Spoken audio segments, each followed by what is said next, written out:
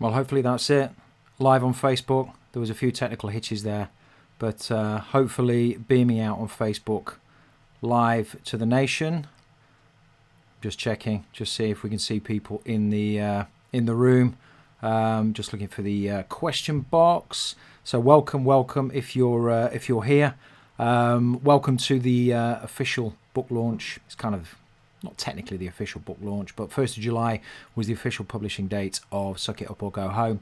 So I thought I'd do one of these quick Facebook Live sessions tonight and see who turns up, see who's got any questions. It's more of a Q&A thing about the book.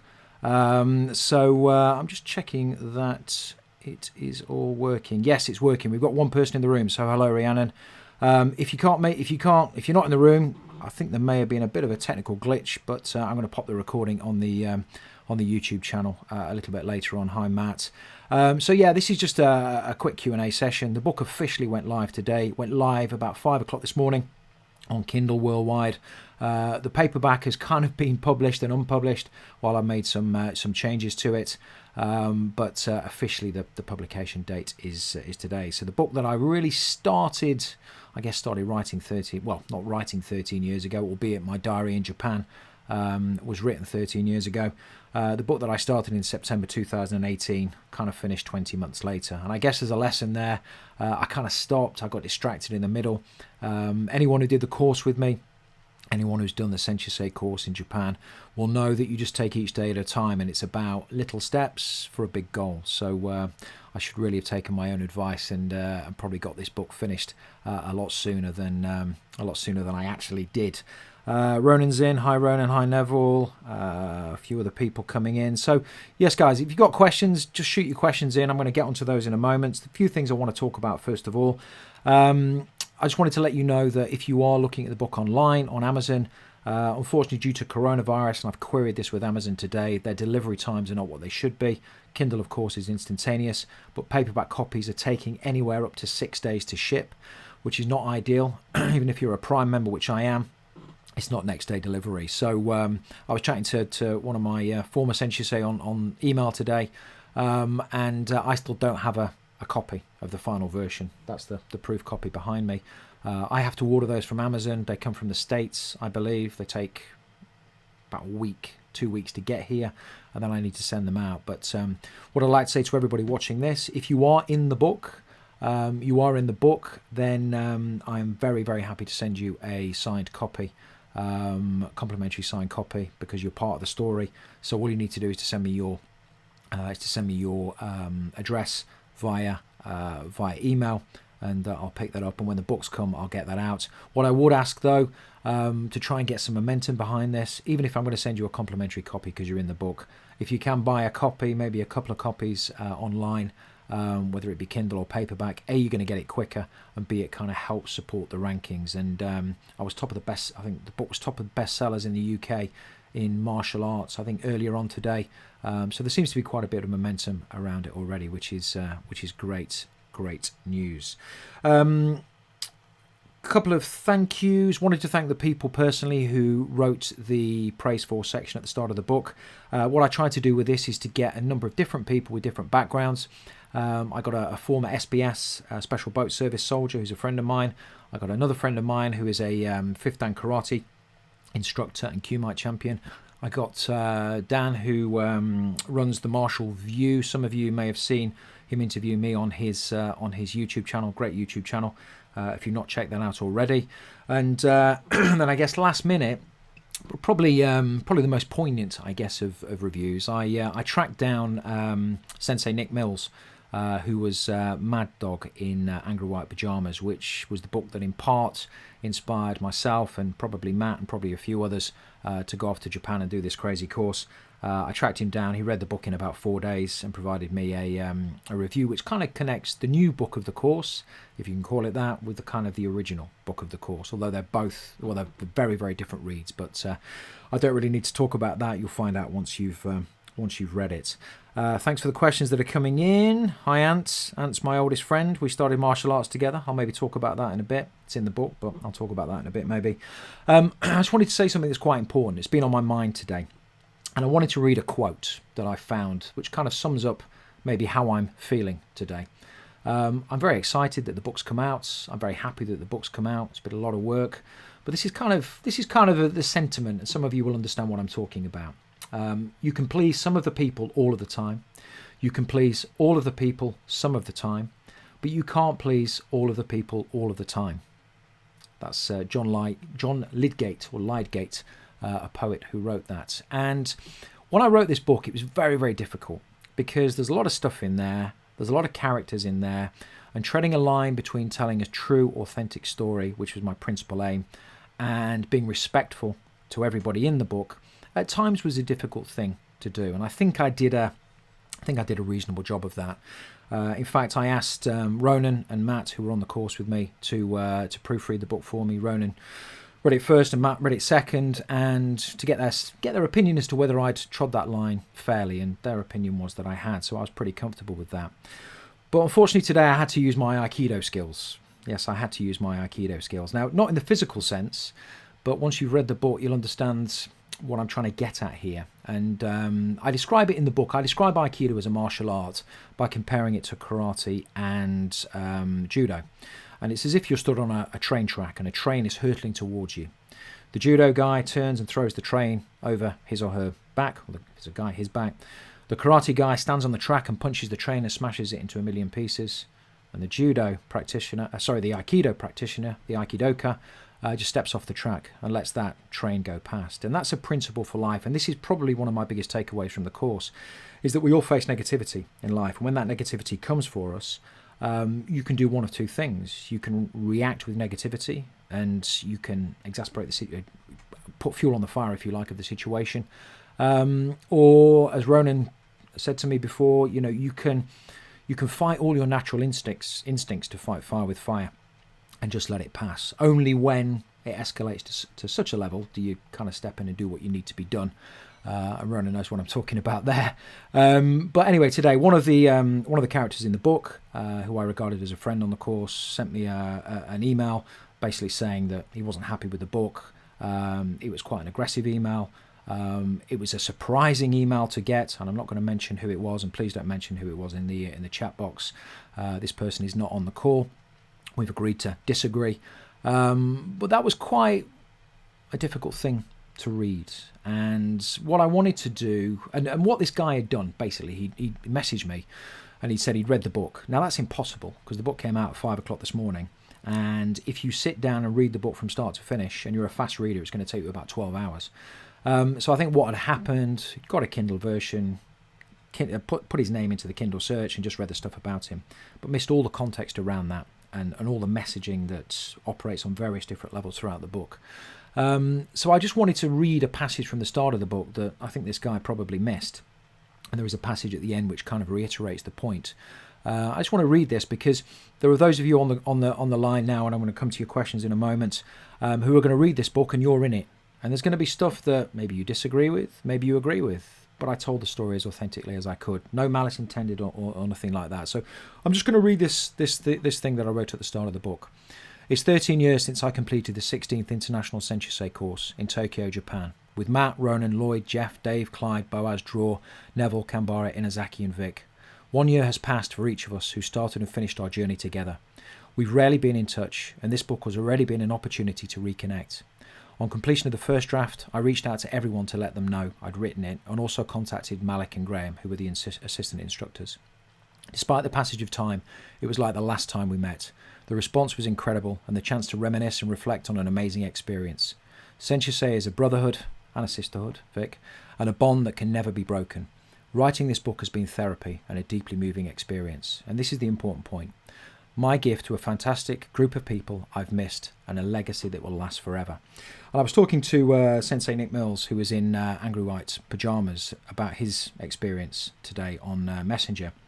And he said when Angry White Pajamas came out, he's portrayed in that, and some of the way he's portrayed is perhaps not as complimentary as it could be.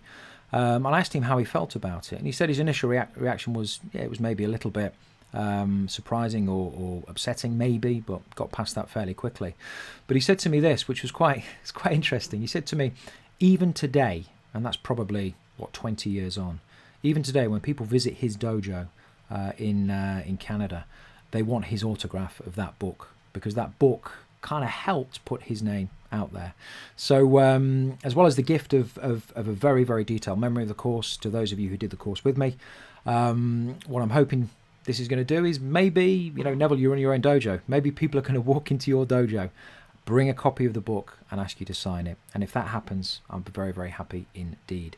So that's really all I wanted to say on the subject. I think it's an important thing. People are going to disagree with me, agree with me. It's a whole healthy debate around this stuff. I'm very happy to take criticism, but when people become offensive and step over the line, that's a bit too much. But anyway, let's park that. Let's get on to the questions. Okay, where are we? Let's go down. I can't. Rihanna says, "Can I see you like Zoom?" No, you're fine. So whatever you're wearing, don't worry, you're fine. Matt, have you ever met the bullies from your school days? What would you say to them if you did meet them now? Okay, Matt, that's a really good question. When I was at school, as you know, I got bullied, and that was really the catalyst for starting martial arts. I always used to tell the bullies at school that I'd be back one day to get you. And I went back to my school probably 3 or 4 years ago. I did a presentation on careers. It's in the end of the book, my feelings around that. Perhaps not in the version you've seen, Matt. And actually all that animosity and all that kind of hatred for my bullies had kind of gone. And the reason it had gone is because that bullying and those things that happened to me at school, they were the catalyst for the rest of my life. They were probably meant to happen. And they pushed me in a direction that took me to the other side of the world to have an amazing experience.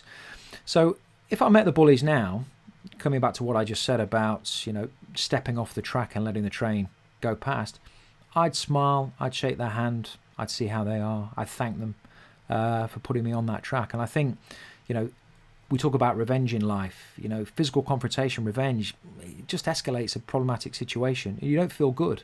I've dealt with bullies before. Not bullies from school, but I've dealt with people before, and if you fight fire with fire, you generally walk away from that feeling burnt to a certain extent. So I'd smile, Matt. I'd be quite good with it, and hopefully one of them will I've tried to track some of them down, but such a long time ago, very, very difficult to do. Ant's my oldest friend. He's on the call tonight. So we started Kung Fu together when I was 16. I left the boarding school. We started Kung Fu together. And he used to come over to my house on a Sunday afternoon. We used to put the pads on and we used to go at it. So Ant was my first, my first sparring partner. You've seen the TV show You've Been Framed, maybe. Claim to fame, and I did compensate Ant for this. We were sparring in my bedroom at my mum and dad's place. I kicked him where it hurts. Happened to be filming it. Sent it into You Being Framed. We were £250 richer. I'm afraid to say I kept the £200 and paid Ant his £50 compensation. So I probably owe you a bit, Ant, for being the fall guy for that. Ant says, I think I know your question. I'm not sure I do, so let me know. Neville says, without giving spoilers away, how was the last chapter finishing the book? Okay, the last chapter, Neville, and it's the last 3 chapters, probably 2 or 3 chapters, extremely emotional. I'm not going to talk about what's happened recently, but some of you know what's happened recently. It's been a very, very difficult time, a very emotional time for me, and I talk about that at the end of the book, and that's why I talk a little bit about the book being therapeutic. So yeah, I think when you get to the end of the book, if I've done my job properly, hopefully people will come away with a different way to look at life, irrespective of whether you've done martial arts. This is a book set in a martial arts dojo, martial arts gyms all over the place. But it's much more than that, I think, if I've done my job properly, but you'll be the judge of that. So when I wrote the final few words of the book, Neville, I had tears in my eyes, I'll be honest with you. And you'll find out why.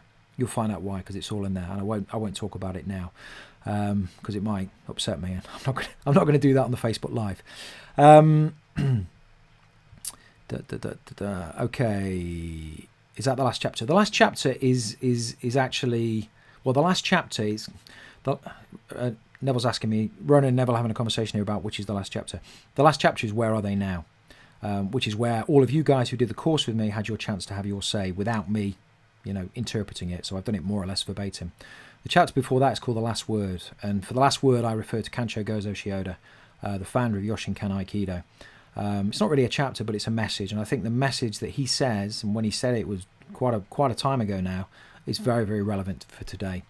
But the chapter before that, I Am Senshusei, and the final reflection, they're the real deep chapters where I think I put myself out there. I've kind of pulled all the front off we have in life and put my heart and soul into those last two chapters and said, hey, this is how I'm feeling. This is, I've been vulnerable when I came off the course. We talk about martial arts courses, you're going to come off those tough and strong and all of this. But the reality for me was quite different. And I talk about that. And I talk about as well, as I said, things that have happened recently. But Neville, I promise you I'm going to get you that copy. You're in the book. You just got to send me your address, which you have. Anyone else in the book, send me your address. You get a complimentary copy.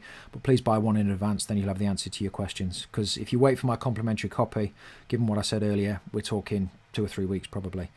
Ant.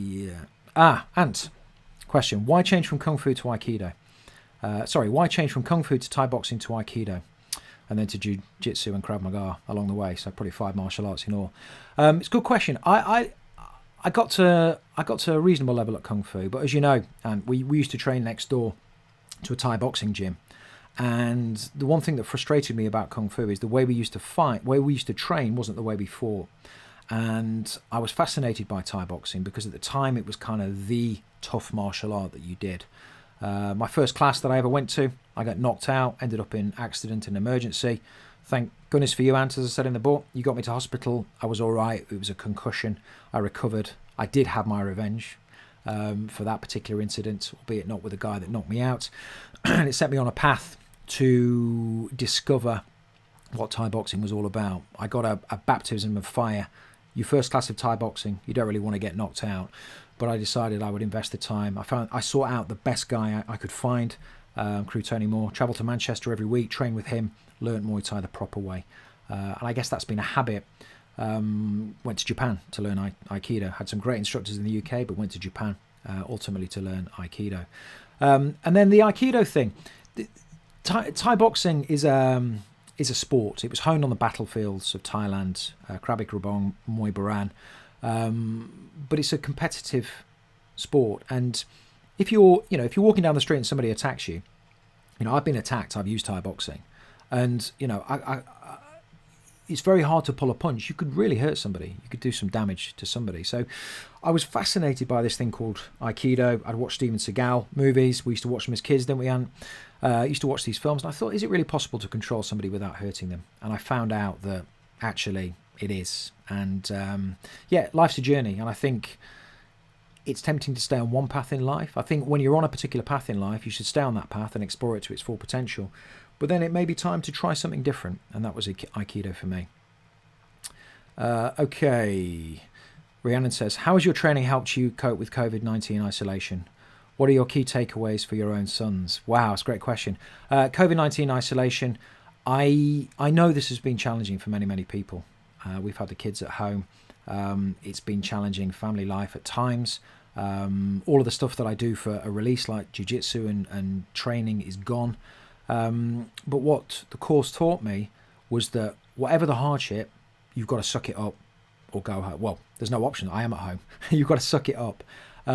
So what the course taught me, and I think probably taught others, is all about mental strength. And let's be honest, there's always somebody in a worse situation.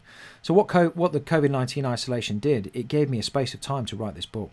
So when I look back on this time, and we're not quite out of the woods yet, I will always remember turning a very negative situation into a positive outcome. Big takeaways for my sons. I put this at the start of the book. I don't want to give too much away, but basically the message to my boys is be inspired, explore the amazing opportunities that this world has, and don't be held back through fear. That's basically what I'm trying to say. What's next after the book? What I'm going to be doing, Ant, is I'm going to be interviewing some of the characters in the book. So I'm going to be doing a lot of content around that. I've got a huge bank of content, pictures, videos and stuff that I'm going to continue to post.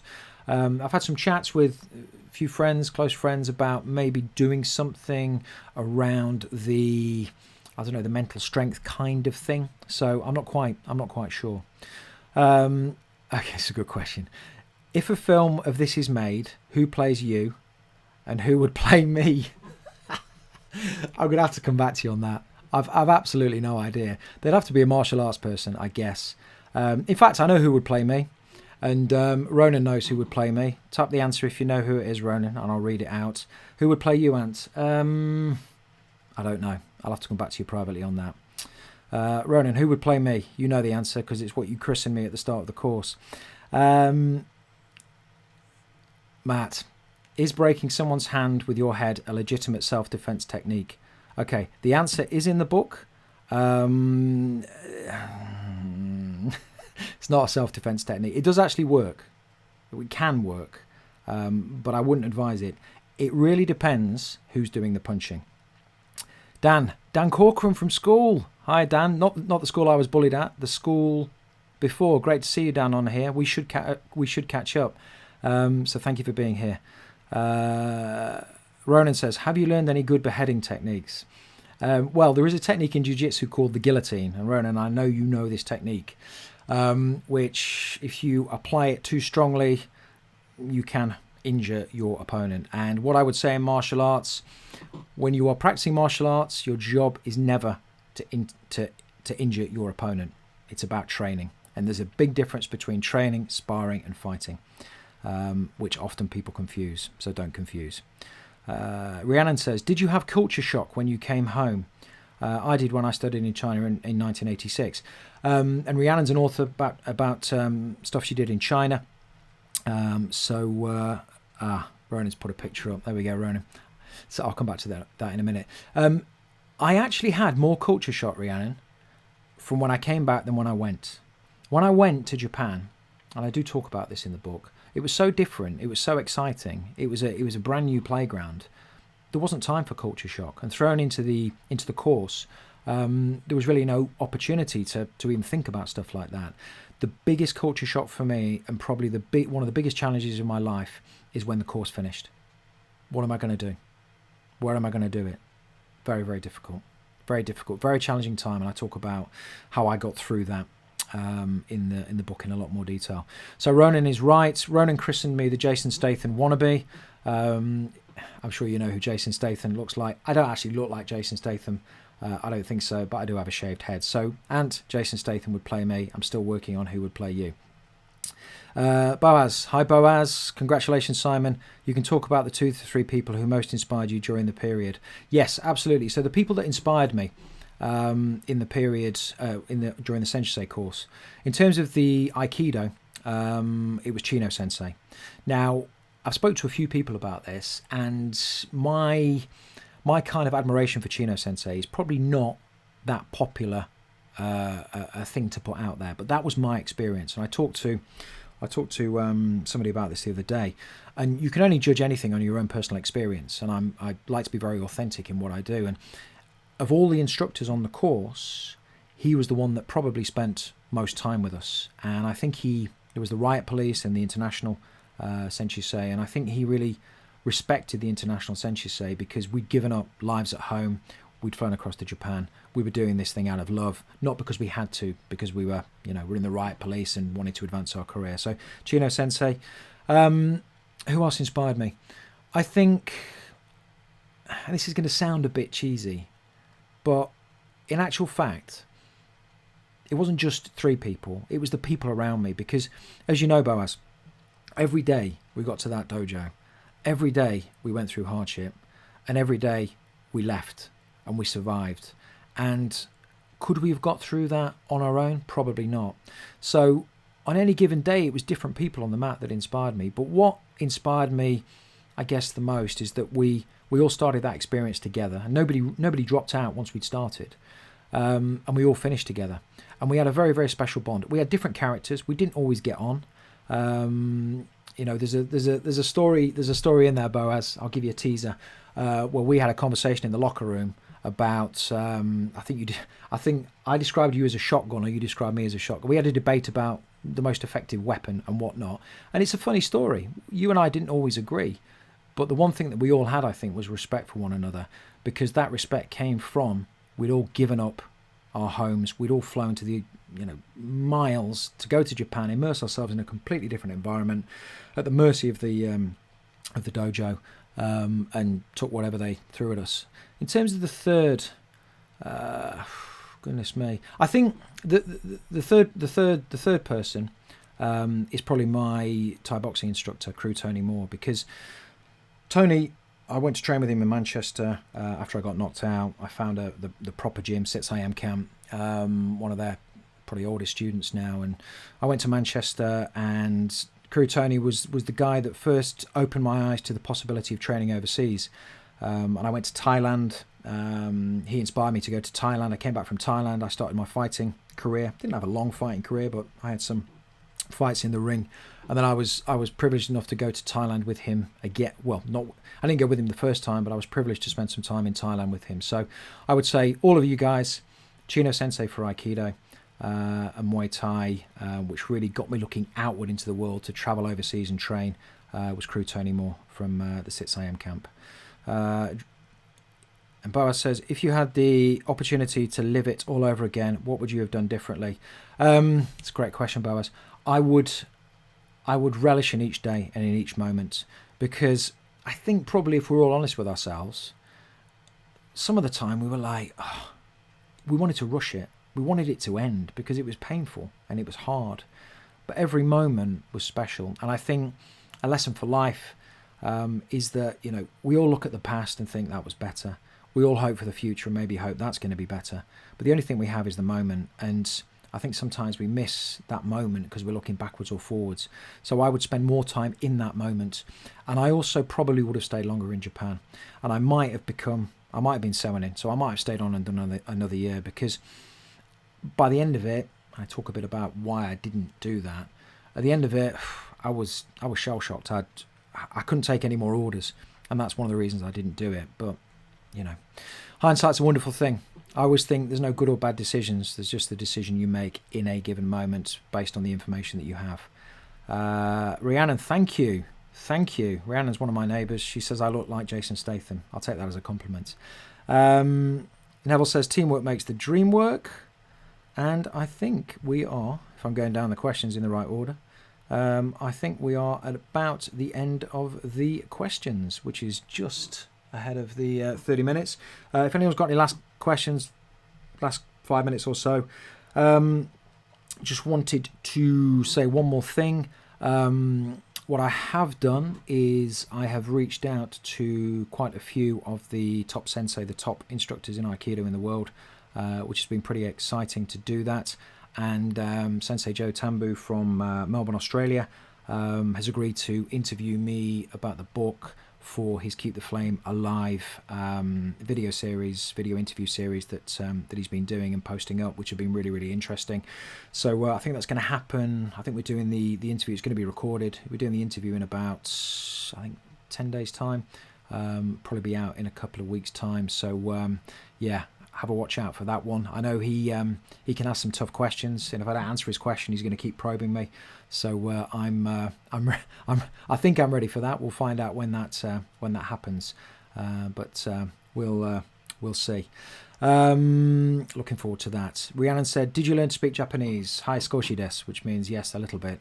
I had Japanese lessons, and one of the things we had to do each week, Rhiannon, was we had this thing called Zagaku. Zagaku means to sit and learn, and we basically lined up in the dojo, the training hall, with the sensei, and we had to communicate a hansei and a shukan. Hansei is let me get this right way around. Hansei is reflection, shukan is habit. And we had a couple of weeks where we could do this in English, and then they made us do it in Japanese. So we all frantically hit the books and did Japanese. There was some butchery of the Japanese language. I did study a bit before I went out. I studied all the time I was in Japan. I studied a bit when I got back. But immersion is key to learning a language, and very hard to learn a language when you're not in the country. And thank you for your kind messages there, Ant and Rhiannon. I appreciate that. I'm not going to talk about that at the moment, but it is in the book. Thank you. And Neville says, good question, Neville. I think we'll finish on this one. How would you have been as Seonin? Good cop or bad cop? I would like to think fair cop. I did, funnily enough, when I came back to the UK, I did teach a couple of Senshusei style classes at Stafford Yoshinkan School. And was I good cop or bad cop there? I was very hard on people, and if I thought people were quitting because they just wanted to quit and they had more to give, I would push them hard. But having been bullied, I would never be a bully. And what happens on the mat to get the best out of people and to motivate people to push themselves through hardship out of what they think they're capable of, and what happens off the mat are two different things. And I think it's sometimes easy to get that confused. If you ever see me hold pads for Muay Thai, for Thai boxing, when I held pads for people, you know, I would go hard. I'd scream at people. I'd hit them with the pads, and you know, and that was about getting the best out of them. It's not about trying to hurt anyone. It's about trying to get the best out of somebody, because what I know is we never push ourselves as hard as we can. If somebody else pushes you, and they push you in the right way, you get a lot more out of yourself than you ever expected. So I'd like to say fair cop. If it was somewhere between good and bad, I might be a bit badder than gooder, but who knows? We'll probably never find out. Somewhere in the middle, both, as Ronan says. Hey, lovely for you all to join me. Thank you so much. Please read the book. Please put a review on Amazon. The guy that emailed me earlier told me he was going to put up a bad review, so you may see a bad review. But if a bad review goes up, that's probably a gift, because that is the best marketing tool in the business, especially if it's from somebody in the book, because everyone's going to want to read the book to wonder why I got a bad review. So we'll see. It may or may not happen. As I said, if you are in the book, then send me an email, send me your address wherever you are. I'll send you a complimentary signed copy. And in any event, even if I'm going to send you a copy, please buy a copy. It's the quickest way you're going to get it. Have a read and put your Amazon comments up. Let me know what you think. And hopefully everybody will still be talking to me once they've read it. Let's hope so. So I'm going to say a big domo arigato gozaimashita. Thank you very much. And I'm going to jump off now and talk to you all soon. Thanks a lot. Bye-bye.